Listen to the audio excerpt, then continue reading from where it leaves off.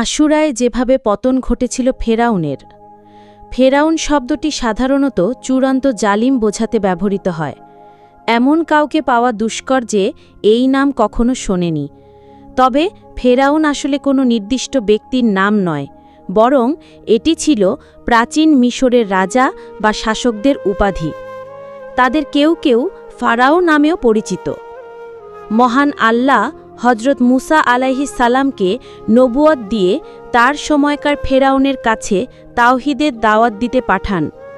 কিন্তু সেই ফেরাউন ছিল চরম অহংকারী ও গোয়ার প্রকৃতির। সে নিজেকে মিশরবাসীর প্রভু বলে দাবি করত। পবিত্র কোরআনের বহু স্থানে হজরত মুসা আলাইহিস সালামের দাওয়াত, ফেরাউনের ঔদ্ধত্য এবং তাদের মধ্যকার সংঘাতের ঘটনা বিশদভাবে বর্ণনা করা হয়েছে। মুসা আলাইহিস সালামের যুগের ফেরাউনের প্রকৃত নাম নিয়ে নানা মত রয়েছে।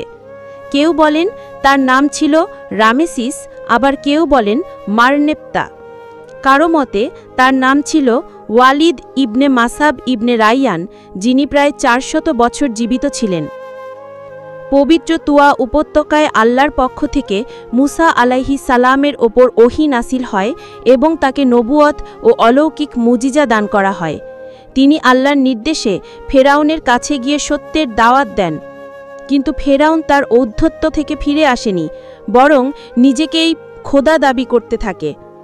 মুসা আলাইহিস সালাম যখন বনি ইসরাইল জাতিকে নিয়ে মিশর ত্যাগ করেন, ফেরাউন তাদের ধ্বংস করতে সেনাবাহিনী সহ তাড়া করে। তখন আল্লাহর হুকুমে লোহিত সাগর 2 ভাগ হয়ে যায় এবং বনি ইসরাইল নিরাপদে পার হয়ে যায়।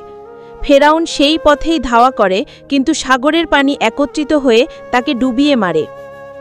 পবিত্র কোরআনের সূরা নাজিয়াতে মহান আল্লাহ বলেন, হাল আতাকা হাদিসু মুসা ইজ নাদাহু রব্বুহু বিল ওয়াদি মুকাদ্দাসি তুয়া ইদহাব ইলা ফিরাউনা ইন্নাহু তাগা ফাকুল হাল্লাকা ইলা আন তাজাক্কা ওয়া আহদিয়াকা ইলা রব্বিকা ফাতাখশা ফাআরাহুল আয়াতিল কুবরা ফাকাজ্জাবা ওয়া আসা সুম্মা আদবারা ইয়াসআ ফাহাশারা ফানাদা ফাকালা আনা রব্বুকুমুল আলা ফাআখাযাহুল্লাহু নাকালাল আখিরাতি ওয়াল উলা ইন্না ফি যালিকা লা ইবরাতান লিমান ইয়াগশা।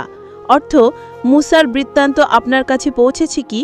যখন তার রব তাকে পবিত্র তুয়া উপত্যকায় ডেকে বলেছিলেন, ফেরাউনের কাছে যাও, নিশ্চয়ই সে সীমা লঙ্ঘন করেছে। তাকে বলো, তুমি পবিত্র হতে আগ্রহী কি না? আমি তোমাকে তোমার রবের দিকে পথ দেখাবো, যাতে তুমি তাকে ভয় করো। সে তাকে মহা নিদর্শন দেখালো, কিন্তু সে মিথ্যারোপ করল এবং অমান্য করল এবং আল্লাহর বিরুদ্ধাচরণে সচেষ্ট হল।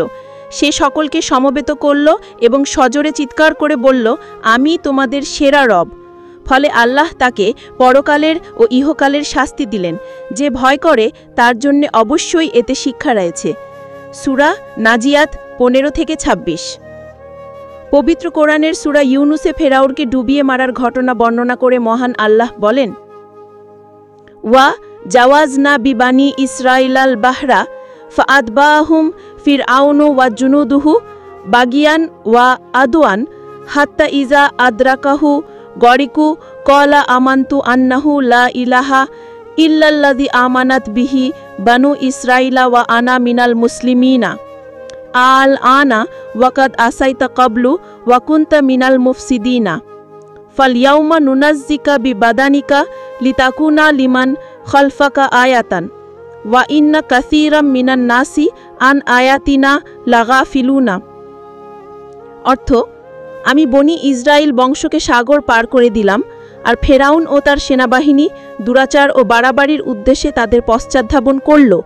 যখন তারা ডুবতে আরম্ভ করল, তখন ফেরাউন বলল, এবার বিশ্বাস করে নিচ্ছি যে তিনি ছাড়া কোনো মাবুদ নেই, যার উপর ঈমান এনেছে বনি ইসরাইল।